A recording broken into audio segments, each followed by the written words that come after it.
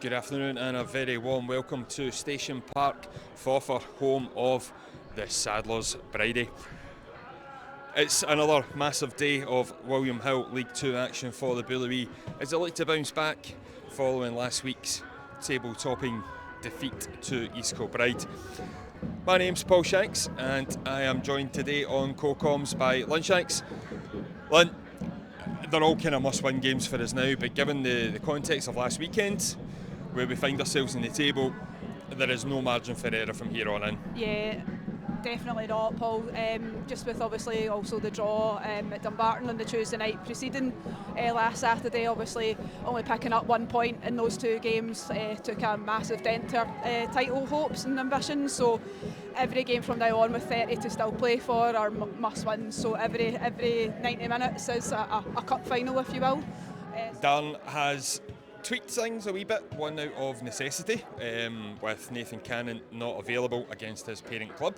One of those random nuances that only League 2 seems to throw up these days, but there are two changes to the Bully starting 11, with Barry Cudahy and Aidan McGinley coming in for Mohamed Niang and Kyle Fleming. But on top of that, Jake Sutherland, Taylor's brother, it was the Sutherland brothers who exchanged goals in the last outing, one each draw at Hamilton. He was a lively player, Jake Sutherland, I felt, in that game. Going to have to keep an eye on him as well as Martin. Yeah. There's today's videographer, John Boyce, with an armful of some local delicacies, which he assured me is not all for himself, but we'll wait and see on that front. As the teams come out here at Station Park, drenched in some glorious Angus sunshine, although it is bitterly cold nonetheless. FORFAR will be in their traditional light blue, white shorts, and Clyde in the away shirt of red and black. Stuart Morrison, vastly experienced captain of FORFAR, and Andy Murdoch, and it will be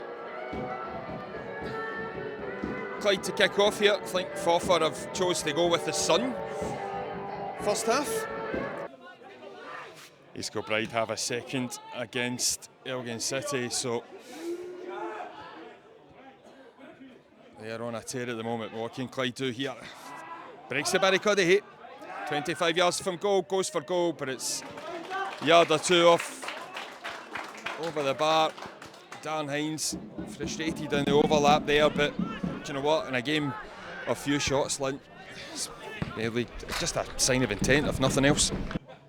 Well, just sorry to interrupt you there, Lynn. It will be an enforced substitution here for the host, with Craig Slater trudging off the field. I'm not quite sure what the issue is. Certainly didn't appear to be any kind of injuries or knocks throughout the game. And it will be Scott Shepherd, I think, coming on. So, midfielder for a forward player. I wonder if that will see them tweaking the pack a wee bit. So and swung up right under the post, and Jay Hogarth's done very, very well there to also ensure that he kept his feet and the ball in front of the line. Robbie Leakes looking for Scott Williamson, but I thought maybe Marley was the pass there. Well, nonetheless, Martin Rainey looks to get the ball in. Logan Donachie's going to have to be on his toes. He's not. Ball is pinched. Logan sends his man to the deck. Ball still in, and it will be a throw in to Clyde. Well, I think that's what you call big man, little man. Second in as many minutes for Bright to put in. Right under the post, Logan just stands his ground. He didn't even need to jump. No. To get the ball away. Andy Murdoch's charging forward. Clyde have numbers here. Clyde forced into substitution in between the sticks, with Brian Kinnear replacing an injured Jay Hogarth. Clyde already back out on the field. We await the host side. So I have been told that it's a hip injury for Jay Hogarth. So we'll speak to Darren obviously after the game and see if it is maybe just a precautionary measure. But hoping Brian Kinnear has a nice quiet second half. Well, Andy Murdoch can't get there. It's Jake Sutherland. Looks to feed the ball through to Martin Rainey, but his ex-teammate gets a toe to the ball before he can. Nice 1-2 from Martin Rennie. Marley Redfern. It's been a while since I've seen that. Lovely footwork from Marley. Oh! And this surely is the first booking of the game, and it will be to possibly Jake Dolzanski, who I think from the stats does love a booking, Lynn. He does. I think he was, I can't remember the exact number, but he was definitely their highest booked player when I was looking into the stats earlier, Paul. So that's another one to add to his tally. The match, unfortunately, so far, following a very similar pattern. It's both teams just cancelling each other out, really. It's another long throw. Dealt with Sutherland up against Robson. Scrappy as Scott Bright hits the deck, opens up some space for McGinley, who tiptoes his way up the line, but Dan Hines has got a chance to swing it in, goes to the back post. Marley Redfern throws a leg at it, can't get any decent contact on it though, however, and it drifts harmlessly over the bar line. At least a decent ball in the box, at least. Yeah. We do have the first result going away elsewhere, just in looking to tighten things up in the top of the park. Dumbarton have taken an unlikely lead at home to Spartans. Logan Donaghy's put under a lot of pressure here. It's a heavy touch from Tommy Robson.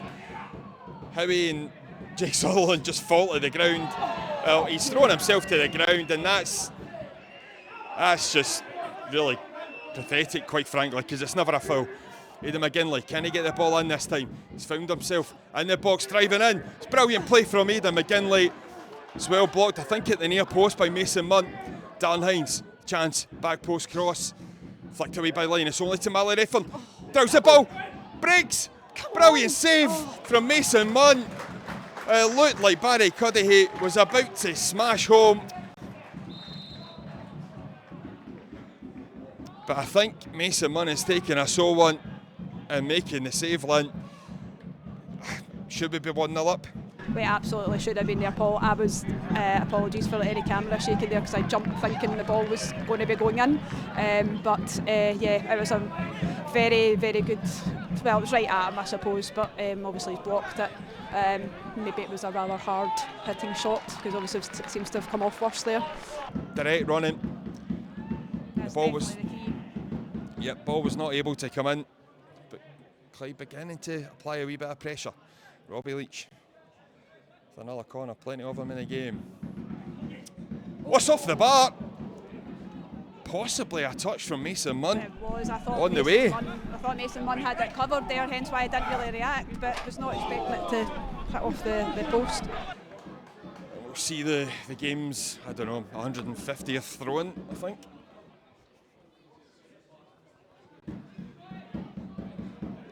If there's a heat map for this match, it will be predominantly round the pitch, I feel. I'm laughing, but if not, I would cry. It'll be a long throw by Bright. Just maybe dropping it in at the near post. Away by Barry Cudahy. Scott Williamson chases it. Ball breaks, Sutherland! And it's 1-0 to the home side. The ball's just recycled back into the box. It's so simple. It's not well defended by Clyde, and we found ourselves a goal down. I just can't help but feel this is so against the run of play, hence my frustration. They just kind of capitalised on us not clearing our lines, and yeah, just found the tightest of margins past Brian Kinnear, and we'll be like so disappointed. Should not be losing this match. It will be another substitution for Clyde. I think it's going to see Logan Donaghy going up top here. And Aidan McGinley off. So perhaps not a change in formation, Lynn, but a change in personnel positions. Logan Donaghy not been up top in quite a while. It will be Kel Connell to take. It's long, it's very long. It's off the line from Morrison, obviously it wouldn't have counted. Robbie Leach, back to Andy Murdoch. Dinked her into Marley Redfern, takes a touch. Needs a good ball. It's back post, Logan Donachie, and it's a tame header down and right into the midriff of Mason Munt. Jake Sutherland now on the counter attack by Tommy Robson. Stops it before it can produce anything, but that's a big chance for Logan Lunt. Absolutely, wasn't it? Nearly obviously came off, but it just ended up being just a no power on the header whatsoever, and safely into the hands of the waiting keeper.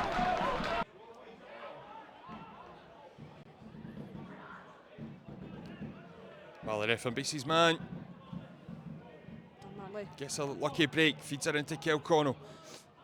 Can't get his feet sorted. Well done by Matty Allen. Barry Cuddy picks up the ball. Feeds her into Robbie Leach. He's got space. And his shot hits the heels of Robbie Leach again. Kilconnell this time. Shots galore. None on target. And the latter drifting harmlessly wide of the FORFAR goal.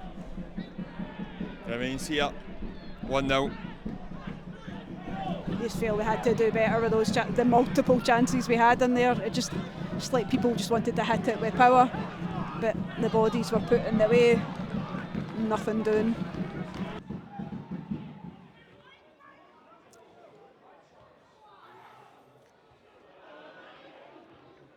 FORFAR certainly putting their bodies about. Not according to a FORFAR fan near us. It's apparently us doing all the fouling today, Paul. Well, this could be a big win for the Loons. Kilconnell's going for goal. Oh, and it's Wow. been far more problematic in the end for Mason Munt. I thought he was just going to pluck that, but just seemed to pick up pace at the last second. I was internally screaming at Kyle Connell there, thinking, what on earth is he doing?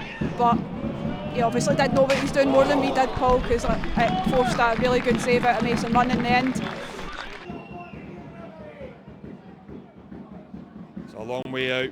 It's never too long for Kyle Connell though.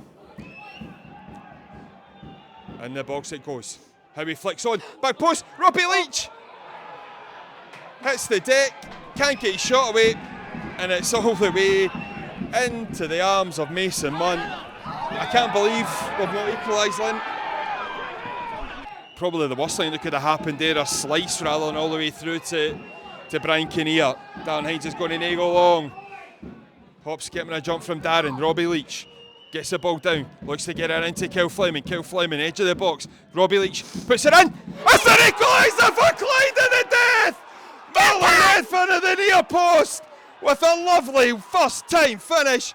Well, Lynn, we said we would take a draw. It looks like we're going to get one. I mean, at the start of the game I wouldn't have taken a draw, but given how the match has panned out, I think a draw is at least we've very much deserved out of this game. Just cannot believe we've managed to find that at the death. I think the FORFAR fans might be a bit aggrieved at the fact that they feel the match should have maybe finished by now, but